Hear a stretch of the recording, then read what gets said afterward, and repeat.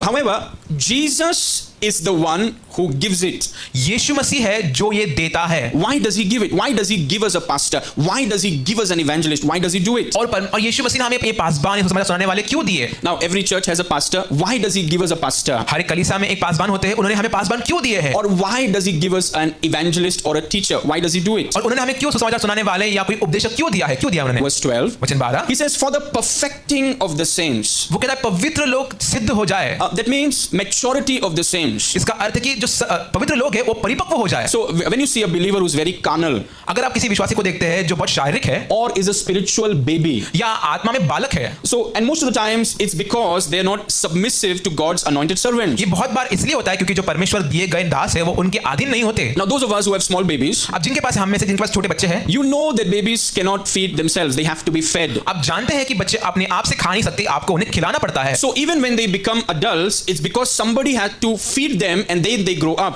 अगर वो बड़े भी हो जाए तो उसका अर्थ है किसी ने उनको पहले खिलाया होगा फिर वो जाके बड़े हुए। So somebody has to feed. तो किसी को तो खिलाना पड़ता है। Now the reason some believers don't grow is because they don't allow anyone to feed them. They think they can feed themselves. और कुछ विश्वासी बढ़ते नहीं है क्योंकि वो सोचते हैं कि वो किसी को अनुमति नहीं देते खिलाने के लिए, वो सोचते हैं कि हम खुद ही खाकर बड़े हो जाएंगे। A child cannot grow by feeding himself or herself. Somebody has to feed the baby. एक बच्चा अपने आप को खुद खिलाकर बड़ा नहीं हो सकता, किसी को उसे खिलाना पड़ता है। So God's anointed servants are appointed to feed the believers so that they will be perfected. तो परमेश्वर के चुने हुए दास जो है वो इसलिए चुने गए ताकि वो विश्वासियों को, पवित्र लोगों को खिलाए और वो उन्हें बढ़ाए। That means spiritual growth. इसका अर्थ है कि आत्मिक उन्नति। Then